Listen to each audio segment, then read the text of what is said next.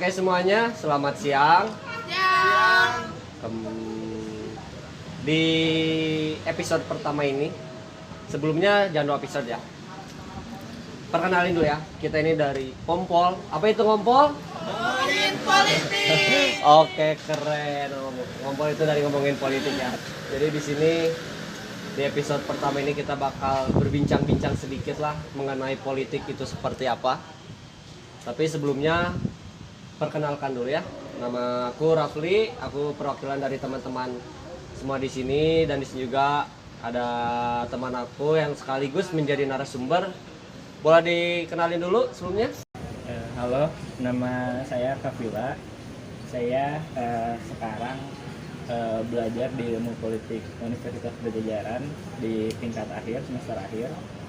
Selain aktif di kuliah, saya juga aktif di salah satu organisasi yang fokusnya di sebenarnya kelompok belajar di Lembaga Pengkajian dan Pengabdian Masyarakat Demokratis Universitas Padjadjaran. Oke, itu sedikit perkenalan kita ini.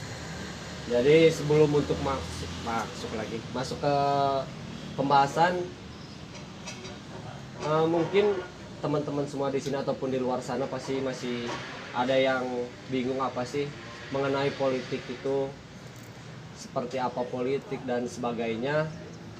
Tapi sebelum itu mungkin sekarang lagi apa ya namanya, lagi rame lah, kayak ada salah satu gubernur yang membangun sebuah tempat ibadah tapi menggunakan dana APD, terus juga lagi APBD ya, salah maaf.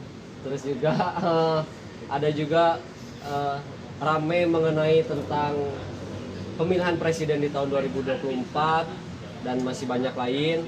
Pas itu menjadi pertanyaan-pertanyaan kita maupun teman-teman di luar sana. Tapi sebelum itu kita mulai dari awal dulu aja lah mengenai politik. Banyak yang menjadi orang ingin penasaran apa sih tentang politik.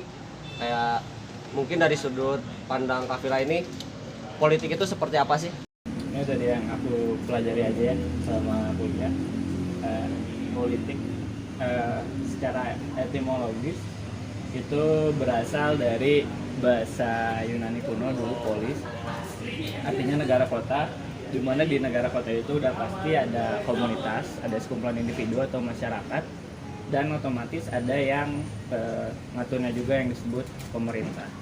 Tapi kalau kita ngomongin secara etimologi yang tadi, berdasarkan etimologi, kayak kaku banget gitu, politik itu selalu ngomongin soal pemerintah, kekuasaan, negara, lembaga-lembaga, institusi, dan lain-lain. Jatuhnya kayak serius gitu lagi ya. Ya kayak sesuatu yang jauh lah dari kita gitu, nggak melekat di kehidupan sehari-hari. Padahal kalau kata si Aristoteles, kita sebagai manusia itu ya sebagai zoon politikon alias makhluk politik gitu. Biar lebih mudah sebenarnya kita bisa pakai 3 pertanyaannya Harold Laswell, itu seorang ilmuwan politik. Dia bilang untuk mendefinisikan politik itu kita bisa mulai dengan pertanyaan siapa mendapatkan apa, kapan, dan bagaimana caranya. Dan kalau kita pakai 3 pertanyaan itu, kita akan dengan mudah melihat politik di kehidupan sehari-hari kita gitu. Semudah kayak di mana sih seseorang itu mendapatkan sesuatu yang dia inginkan, di mana sekelompok orang itu mendapatkan sesuatu yang dia inginkan, bagaimana strateginya. Nah, bagaimana memperoleh apa yang dia inginkan gitu. Nah, itu kita akan dengan mudah menemukan politik di kehidupan sehari-hari kita. Jadi nggak selalu ngomongin soal negara, pemerintah, lembaga, institusi, pemilihan umum, dan lain sebagainya. Kalau aku sendiri di kuliah ngambil peminatannya citizenship studies, jadi nggak terlalu banyak ngebahas soal pemilu, partai politik, lembaga-lembaga Yang dasar-dasar kayak gitu ya. Bukan dasar sih, kayak ya yang orang-orang sering dengar kayak gitu ya. ya politik formal. Formal. Lebih banyak ngebahas bagaimana interaksi antar warga, hak-hak warga kayak gitu. Kenapa ada permasalahan A di suatu kelompok A dan lain sebagainya kayak gitu. Jadi nggak melulu ngebahas soal politik formal kayak institusi, lembaga, dan lain sebagainya. Oke. Tadi juga KBRI sempat apa ya namanya menyinggung tentang kayak apa sih politik itu berasal dari kata Yunani itu ya, antara kota atau negara itu. Berarti kan kalau negara kota, berarti kan di suatu negara itu biasanya kan suka ada apa namanya, pasti ada pemerintahannya lah ya. Iya. Nah, cuman yang ngebedain apa sih si sistem politik itu apa, sistem pemerintahan dan bentuk pemerintahan itu kayak gimana sih? Nah, untuk bentuk pemerintahan, sistem pemerintahan sama sistem politik itu sebenarnya bukan kajian atau bidang yang aku dalami sekali gitu ya, tapi karena itu hal-hal yang dasar. Kayak sudut pandangnya lah kayak gimana tuh kurang lebih. Kalau bentuk pemerintahan itu mengacu kepada berbagai institusi politik yang di dalamnya mereka bekerja untuk mengatur si masyarakat ini. Nah, itu berkait kelindan dengan sistem pemerintahan, bentuk pemerintahan. Sistem pemerintahan itu bagaimana proses atau kerja mekanisme kerja si organisasi atau institusi-institusi politik ini. Kayak misalnya bentuk pemerintahan Indonesia itu republik dengan sistem pemerintahannya yang presidensial. Kalau di berbagai negara ada berbagai bentuk dan berbagai sistem pemerintahan juga, kayak di negara-negara Timur Tengah atau Inggris gitu ya, masih banyak yang menganut bentuk pemerintahan monarki itu biasanya pemerintahannya itu dipimpin oleh raja, atau ada juga bentuk pemerintahannya monarki dengan sistemnya yang presidensial atau parlementer. Kayak di Inggris tuh bentuk negaranya dia monarki, pemimpin negaranya, kepala negaranya itu dipimpin oleh ratu yang kemarin baru meninggal, Ratu Elizabeth ya. Tapi kepala pemerintahannya itu dipimpin sama perdana menteri. Aku lupa namanya siapa, yang keturunan India itu pokoknya. Tahu. Dia ada beragam bentuk, beragam sistem pemerintahan di dunia. Sedangkan sistem politik itu sendiri itu merupakan turunan atau turunan dari sistem sosial. Itu merujuk kepada bagaimana interaksi antara berbagai organisasi tersebut dengan masyarakatnya. Kayak misalnya kita akan sering mengenal istilah-istilah kayak demokrasi, otoriter. Nah, itu merujuk kepada sistem politik. Kalau sistem politik yang demokrasi atau yang demokratis, tentunya interaksinya tuh lebih banyak bersifat bottom up atau dari bawah ke atas gitu. Karena itu memperhatikan azas-azas partisipasi dan lain sebagainya dari masyarakat untuk berjalannya si pemerintahan. Sedangkan otoriter cenderung bersifat top down dan tidak memperhatikan bagaimana partisipasi di masyarakatnya.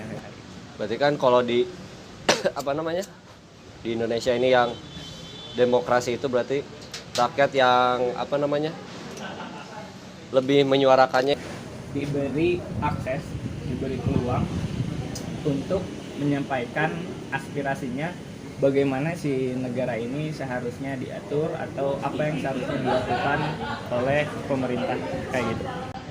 Berarti yang tadi udah dibahas juga, yang apa sih kayak sistem politik, sistem pemerintahan dan bentuk pemerintahan ini tuh saling berkesinambungan satu sama lain semuanya ya.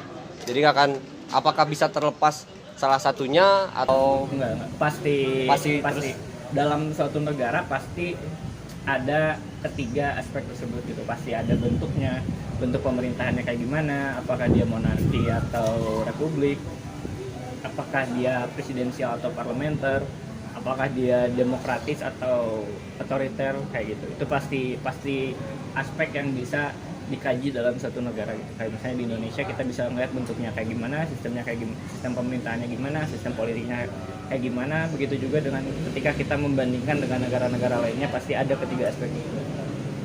Tapi ada juga maksudnya bentuk komunitas yang tanpa negara tuh, tapi itu biasanya nggak terlalu luas. Mungkin kita selalu di Indonesia gitu ya, selalu mengenal istilah anarkis atau anarkisme itu sebagai dalam konotasi yang buruk gitu ya, kayak misalnya kerusuhan, pengrusakan dan lain sebagainya. pasti kaum inilah yang selalu disalahnya. Nah, kalau dalam sudut pandang keilmuan politik anarkisme itu nggak seperti itu gitu. Kita bagaimana suatu masyarakat hidup tanpa negara gitu. Semuanya diatur secara kolektif, secara swadaya berdasarkan komunitas tanpa negara, tanpa pemerintah.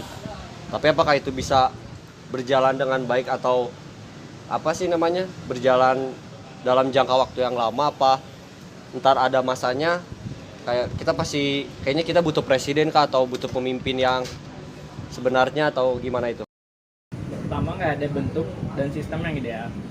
Baik itu yang negara yang ajak dengan bentuknya yang republik atau monarki dengan sistemnya yang presidensial atau parlementer, pasti akan selalu ada dinamika dalam keberlangsungannya. Begitu pula dengan masyarakat yang hidup tanpa negara, tanpa pemerintah gitu. Tapi upaya-upaya itu bisa kita lihat misalnya di Rojava, itu masyarakat Kurdi yang dia menggunakan sistem yang baru saya dengar juga, namanya konfederalisme demokrasi.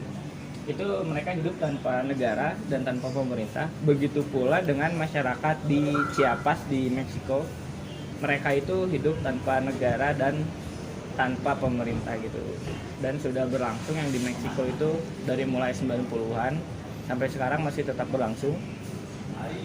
Dinamika pasti ada karena sebagai suatu komunitas pastinya kan kita membutuhkan beragam fasilitas gitu yang memadai, kayak akses kita terhadap pangan, terhadap kebutuhan dasar air, sandang pangan papan kayak gitu kan. Kalau ada negara kan sebenarnya lebih mudah karena kita bisa saling terkoneksi untuk saling memenuhi kebutuhannya gitu. Nah, yang jadi problem di negara-negara di kawasan-kawasan atau masyarakat tanpa pemerintah dan tanpa negara itu problem pemenuhan si kebutuhan dasarnya karena mereka terputus dari rantai ekonomi global. Akses dari luarnya. Kayak gitu. Begitupun dengan misalnya negara-negara seperti Kuba gitu. Karena mereka berbeda ideologinya sendiri, kadang mereka diputus dari rantai ekonomi global dengan berbagai sanksi dari negara-negara yang dunia pertama kayak Amerika Serikat dikena embargo, jadi mereka kesulitan pangannya sendiri gitu. Terus juga tadi kayak sempat menyinggung kayak apa namanya? Tanpa negara terputus dan sebagai lainnya. Tapi apakah si apa namanya tuh? Ini tuh berarti dihitungnya tidak dianggap oleh negara lain?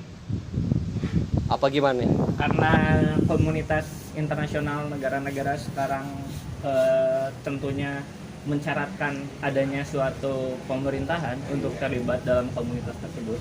Maka dari itu komunitas atau masyarakat yang hidup tanpa negara, tanpa pemerintah selalu tidak dilibatkan dalam komunitas-komunitas internasional tersebut. Kayak yang di Chiapas atau di Rojava itu mereka mengandalkan solidaritas sesama kaum anarkis yang ada di seluruh dunia gitu misalkan. Tapi kan itu nggak akan mungkin bisa sepowerful negara dalam memberikan akses terhadap kebutuhan dasar si masyarakatnya gitu. Cukup ini apa sih namanya? Cukup rumit juga ya untuk membahas politik yang ini. Tapi yang apa namanya sih? Yang menjadi pertanyaannya, berarti kan kalau misalnya kayak suatu kelompok ini tidak ada negara dan lain untuk kayak daerah dan sebagainya, kayak dia misalnya mau pergi kemana atau kemana, apakah bisa dengan bebas dengan yang mempunyai negara atau tidak? Sama kayak kebutuhan dasar, pemenuhan kebutuhan dasar tadi, mereka semua terisolasi dari dunia luar rata-rata, kesulitan untuk bepergian gitu ya, karena nggak ada otoritas yang bisa ngasih kayak misalnya di Indonesia itu ngasih paspor atau ngasih visa gitu kayak negara-negara lain, nggak ada otoritas kayak gitu. Jadi agak sulit juga misalnya kamu warga dari Rojava nih mau pergi ke Amerika udah pasti ditolak itu. Pertama karena hidupnya tanpa negara dan tanpa pemerintah, nggak ada otoritasnya. Yang kedua pasti kamu dianggap sebagai bagian dari terorisme. Karena tidak ada negara itu ya. Nggak ada otoritas yang bisa memvalidasi seenggaknya ini warga negara saya berperilakuan baik dan lain sebagainya. Paham. Tapi untuk apa sih namanya? Kayak tadi yang anarkis itu berarti itu teh bukan bisa juga tindakan kah atau ideologi. Termasuk ke sebuah ideologi. Tapi kenapa orang-orang mengecap si anarkis ini itu sebagai kayak kaum untuk yang rusuh dan sebagai macamnya. Apakah stigma masyarakat yang kurang kurang mengerti tentang bagaimana politik itu yang luas ini tuh, atau seperti apa? Fenomena adanya stigma terhadap kelompok ideologi atau gerakan anarkisme itu cuman ada di Indonesia setahu saya gitu ya. Nah itu kita bisa tarik jauh sebagai bentuk dari politik bahasa yang dilakukan oleh rezim Orde Baru pasca 65 gitu. Pasca 65 yang kita tahu waktu itu ada tragedi 30 September. Ya. Pasca kejadian tersebut di berbagai daerah masif dilakukan pembantaian terhadap baik anggota PKI maupun simpatisan PKI dan seluruh gerakan yang beraliran kiri di Indonesia, karena anarkisme termasuk gerakan kiri di Indonesia, itu turut diberangus dan dipinggirkan wacana-wacananya. Diberangus dalam artian mereka direpresi, dibunuh, gitu ya, diasingkan sebagai tahanan politik. Wacana-wacananya juga dipinggirkan melalui berbagai aturan gitu, kayak misalnya TAP MPRS tahun 66 pelarangan soal ajaran Marxisme, Komunisme, Leninisme, itu berdampak tidak adanya ilmuwan sosial yang menggunakan perspektif Marxisme lagi dalam mengkaji fenomena sosial di Indonesia. Begitupun perspektif lain di Indonesia menggunakan perspektif kiri gitu. Pasca reformasi sebenarnya dengan kembalinya demokrasi ke Indonesia, terbuka peluang untuk kembalinya wacana-wacana kritis tersebut gitu ya, untuk bagi para ilmuwan sosial maupun ilmuwan politik. Tapi entah kenapa si ketetapan MPRS yang melarang ajaran Marxisme dan Komunisme itu nggak dicabut, bahkan diatur ulang di KUHP yang baru gitu. Jadi itu emang sebagai ada suatu peminggiran melalui politik bahasa yang dilakukan dari rezim ke rezim, dari zaman Orde Baru sampai hingga hari ini, untuk meminggirkan wacana-wacana kritis atau wacana-wacana yang mampu menentang status quo ini. Berarti itu mah bakal terus ada sih, kayak wacana itu terus pasti bakal ada. Apakah ntar orang-orang bakal melihat kayak oh ini emang sudah tidak baik atau kayak gimana? Sebagai penganut dialektika Hegel, aku percaya suatu saat akan terjadi perubahan, karena dunia ini terdiri dari gerak dan perubahan. Kalau mengacu pada dialektika Hegel, suatu saat mungkin perspektif-perspektif seperti anarkisme, Marxisme, komunisme dan lain sebagainya, wacana-wacana kritis lainnya mungkin akan mendominasi kembali di Indonesia ketika prakondisi sosial dan materialnya sudah mencukupi untuk perubahan ke arah tersebut gitu. Berarti melihat lagi dengan situasi dan kondisi politiknya seperti apa berarti ya? Kalau untuk belakangan ini agak sedikit skeptis, terlebih melihat misalnya kalau ketika kita mau ada pemilihan umum, entah itu presiden, legislatif atau kepala daerah, prakondisinya masih jauh gitu untuk kita membahas soal bagaimana ideologi dari para kandidat kayak gitu. Kita masih selalu berkutat pada bagaimana persona, sosok, tokoh dan lain sebagainya, ketimbang bagaimana gagasan yang akan dia bawa, program-program kerja yang akan dia lakukan gitu. Oke. Cukup membuat bagi saya yang orangnya kurang mengerti tentang politik sih, ini lumayan ini ya, harus perlu pendalaman yang lebih lah ya. Tapi sejauh ini nih, menurut sudut pandang Kafila yang kuliah di jurusan ilmu politik, apakah emang politik itu semua orang harus mengerti, jangan sampai buta politik, atau seperti apa nih? Kalau dari sudut pandang aku, harapannya tentunya semua orang harus mengerti dia itu sebagai makhluk politik dan subjek politik dalam konteks ketika kita bernegara gitu. Kita harus selalu memperjuangkan bagaimana hak kita gitu. Ya. Nah itu bagian dari politik gitu. Kadang juga hak kita tidak tersampaikan gitu ya. Bukan tidak tersampaikan lagi, tidak ada, atau yang seharusnya misalnya dalam konstitusi itu negara itu hadir untuk mengurusi kehidupan dasar kita, kebutuhan dasar kita, tapi di kondisi belakangan ini si negara ini semakin tidak hadir. Misalnya dari berbagai undang-undang yang mereka ciptakan gitu ya. Kayak misalnya yang UU Cipta Kerja kemarin, yang sempat rame itu kan. terus ada undang-undang mineral, energi dan batu bara. Itu hak-hak kita, hak-hak kebutuhan dasar kita gitu ya sebagai manusia yang seharusnya dijamin oleh negara, semakin dilepaskan begitu saja kepada mekanisme pasar. Kayak misalnya pengaturan upah. Pengaturan upah itu kan untuk kesejahteraan pekerja. Kalau kita bandingkan persentase antara jumlah pekerja dan jumlah pemilik modal pengusaha, ya, tentunya lebih banyak jumlah pekerja ketimbang jumlah pemilik modal atau pengusaha di Indonesia. Nah, itu kehadiran negara sangat diperlukan agar si mekanisme kerja ini tuh berjalan secara setara gitu, secara adil, pengupahannya adil. Terus untuk hak-hak kita seperti udara yang bersih, lingkungan yang baik gitu ya, negara harusnya menjamin hal tersebut gitu. Tapi karena balik lagi belakangan ini kecenderungannya segala-gala hal diserahkan kepada mekanisme pasar, maka hak-hak hidup kita seperti yang tadi lebih banyak diserahkan kepada mekanisme pasar. Kayak misalnya tanah tuh. Di Indonesia belakangan ini kan marak kasus perampasan lahan, ya, penggusuran dan lain sebagainya. Tanah itu kan dengan undang-undang yang baru, maka ia dijadikan suatu komoditas atau barang jual. Nah, ketika si tanah dijadikan komoditas, itu istilahnya fictitious commodity kalau kata Hal Polanya itu, maka si hubungan-hubungan sosial yang melekat pada tanah, kayak misalnya petani dengan tanahnya, ya, itu turut pula diserahkan kepada mekanisme pasar. Dalam artian seluruh kebutuhan hidup yang asalnya ia terpenuhi dari tanah yang ia garap, yang ia olah sebagai ruang hidupnya gitu ya, kayak petani menanam tersebut untuk dijual atau dikonsumsi sendiri, itu kan mereka bisa hidup. Ya. Maka kebutuhan hidupnya pun diserahkan kepada mekanisme pasar. Mereka harus menjual, membeli, dan dalam proses pemisahan antara tanah dan masyarakatnya dalam proses perampasan lahan atau yang sering disebut akumulasi primitif di kalangan Marxisme. Nah, itu terjadi proses pemiskinan karena masyarakat yang tinggal di sekitar tanah yang dirampas tersebut, itu mereka terjadi transformasi yang asalnya petani independen atau produsen independen berubah menjadi tenaga kerja bebas.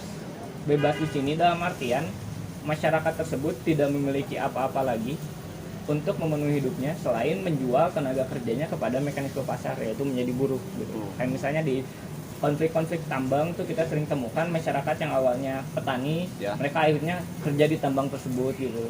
Dan itu ada proses pemiskinan gitu. Jadi secara tidak langsung itu kayak mau nggak mau emang harus ikut kayak gitu ya. Ya itu karena kitanya nggak peduli sama politik. Berarti emang pembelajaran politik ini sangat penting berarti ya. Nggak penting, dan itu gunanya ada partai politik di Indonesia. Salah satu fungsi partai politik di Indonesia itu menjalankan pendidikan politik, tapi ya implementasinya masih sangat jauh dari harapan lah. Atau mungkin kalau ketika ada implementasi pendidikan politik yang dilakukan oleh partai politik, itu pun apakah sudah benar atau mungkin biasanya diselubungi dengan kegiatan kampanye dan lain sebagainya. Oke, terus juga saya masih setiap individu atau masyarakat itu kan terjamin hak-haknya oleh negara nih, kayak di Indonesia juga. Cuman apakah karena keresahannya hak-haknya dia tidak dapat, terus tidak terjamin dan sebagainya, apakah nantinya bisa jadi kita hidup tanpa negara yang tadi udah disebutin yang anarkis itu? Selalu banyak alternatif, nggak harus misalnya kalau ini ada negara maka ketika ini buruk maka hidupnya tanpa negara. Kan kita bisa banyak alternatif yang bisa dibenahi gitu, nggak selalu pilihannya itu antara hitam dan putih gitu.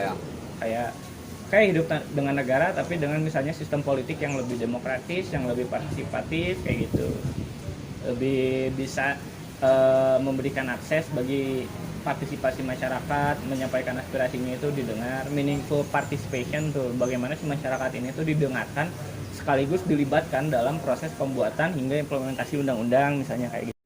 Tapi terkadang di realita kehidupan banyak yang bahwa kita itu tidak dilibatkan, atau itu tahu-tahu hanya orang-orang yang pemegang kekuasaan saja yang yang dilibatkan gitu, yang mempunyai akses khususnya gitu. Tapi secara kita sebagai masyarakat biasa yang tidak memiliki akses khusus itu terkadang tidak tidak dilibatkan sama sekali kayak gitu.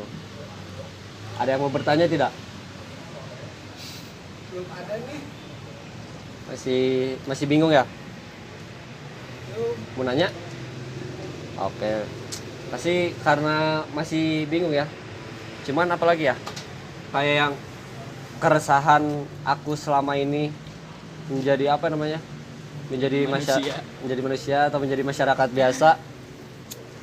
Yang paling resah itu sih kayak hak-hak dan kewajiban, bukan hak-hak kita aja deh, yang seharusnya semua orang bisa didapatkan itu ternyata tidak pangan kayak gitu ya, pangan, pendidikan dan lain-lain terkadang kita tidak mendapatkannya gitu. Kayak banyak juga kayak orang yang misalnya anak-anak yang tidak bersekolah dan lain-lain, itu kan menjadi tanggungan sebuah negara kan, seharusnya. Kayak gini deh, kita ini hidup bernegara gitu ya, ada pemerintah. Secara tidak langsung kita itu menyerahkan segenap pengaturan hidup kita kepada mereka, karena mereka kita beri legitimasi dengan kita coblos di pemilu. Ya. Nah, ketika kita sudah memberikan legitimasi tersebut, maka sah-sah aja dong misalnya pemerintah mengeluarkan kebijakan ABCD yang meskipun bertentangan misalnya dengan karena tidak mampu memenuhi kebutuhan hak-hak dasar kita. Ditambah apalagi kitanya itu misalnya tidak peduli dengan politik kayak gitu sebagainya. Nah, itu menurut aku akan memperburuk situasi gitu. Kenapa demikian? Karena sebagai manusia, pemerintah juga kan manusia, terdiri dari individu-individu. Misalnya kita tadi sebagai masyarakat punya kepentingan ketika bernegara itu bahwa negara harus memenuhi kebutuhan dasar kita. Dan mereka juga punya kepentingan.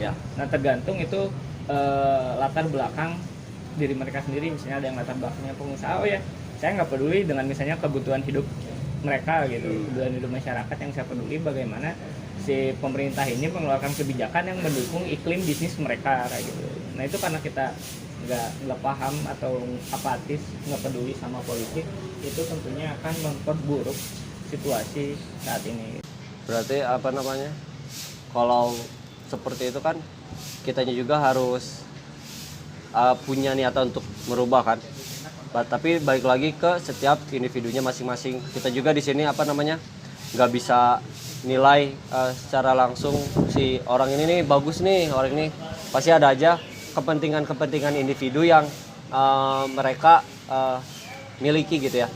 Tetapi kan secara secara tidak langsung ketika mereka misalnya yang di pemilu itu kita kasih kekuasaan dengan janji atau dan sebagainya, seharusnya apakah bisa mereka juga kayak mikirin juga lah, jadi kesampingkan kepentingan yang mereka miliki gitu. Itu kan merupakan kondisi yang kita anggap ideal ya. Mereka mikirin kita, tapi itu bagus atau ideal hanya di dalam buku-buku ataupun teori. Ketika kita melihat implementasinya atau pelaksanaannya nggak seindah apa yang diajarkan di buku. Pasti berbeda lah ya, pasti jauh ya. Maka dari itu harus ada keinginan lebih sih dari kita sebagai warga negara atau masyarakat untuk pertama belajar mengetahui gitu gimana ini sistem atau hak-hak yang kayak gitu sebagainya. Yang kedua baru mewujudkan usaha-usaha untuk merubah kondisi kita. Berarti kalau dilihat dari apa yang telah diomongin tadi, pendidikan politik ini pasti sangat diperlukan. Cuman tapi melihat di kehidupan nyatanya kita masih jauh lah dari pendidikan politik ini tuh. Pasti masih banyak orang yang belum mengerti, terus mungkin yang dasar-dasarnya aja orangnya pasti kayak apa sih ini teh masih menjadi pertanyaan. Berarti kan intinya sosialisasi itu sangat diperlukan. Tapi balik lagi bagaimana caranya yang mempunyai kewajiban ini untuk mensosialisasikan politik itu seperti apa. Karena Kalau yang aku pribadi rasakan ya masih banyak yang belum apa namanya belum aku dapetin gitu dari pendidikan politik ini. Cuman kalau menurut Kak Vila sendiri, untuk pendidikan politik ini yang dilihat sejauh ini kayak gimana sih? Aku sendiri selain di kuliah dan di organisasi nggak pernah mendapatkan pendidikan politik misalnya dari partai politik yang diberi kewajiban. Ya. Terus di sekolah dari SD sampai SMA pun nggak pernah mendapatkan pendidikan politik, paling PKN, pendidikan kewarganegaraan kayak gitu-gitu. Aku rasa, aku nggak tahu ya di negara lain apakah dimasukkan kurikulum dalam sekolah, kayak itu dari tingkat dasar sampai menengah atas. Tapi aku rasa kayaknya untuk di Indonesia perlu untuk memasukkan politik ke dalam kurikulum politik dalam artian kita tahu misalnya nanti posisi kita sebagai warga negara itu apa sih yang harus dipenuhi oleh negara, kewajiban pemerintah, kewajiban masyarakat dan lain sebagainya. Itu menurut aku perlu dimasukkan ke dalam kurikulum pendidikan kita, selain kita mengandalkan atau mengharapkan kehadiran si partai politik untuk memenuhi sosialisasi atau pendidikan politik di Indonesia kayak gitu. Oke, berarti apa namanya? Emang pendidikan politik ini emang perlu adanya dilakukan, tapi apa ya? Sejauh ini kan pasti masih banyak yang kurangnya ya. Nah, terus juga masih banyak lah pertanyaan-pertanyaan lain yang mungkin menjadi pertanyaan yang besar buat kita ya. Tapi apa namanya? Jadi sejauh ini masih banyak yang perlu kita bicarakan lagi. Mungkin untuk apa namanya episode pertama ini dicukupkan saja. Walaupun kegelisahan dan lain sebagainya masih banyak yang kita pertanyakan. Tapi jangan apa namanya? Jangan apa ya? Jangan lupa untuk bahwa politik itu emang penting untuk dilakukan. Jadi untuk semua masyarakat juga jangan merasa dirinya itu apatis. Kita juga harus mempunyai apa namanya tuh? Mempunyai perhatian khusus terhadap politik ini itu. Jadi mungkin untuk episode pertama ini kita dicukupkan saja. Untuk sampai saat ini mungkin pertanyaan-pertanyaan lainnya bisa kita ditanyakan lagi di episode kedua. Jangan bosan untuk terus nonton podcast Ngopol ini karena masih banyak keseruan-keseruan lainnya yang bakal kita hadirkan untuk kalian semua. Paling gitu aja. Terima kasih yang buat nonton juga. Sampai jumpa di episode selanjutnya. Oke.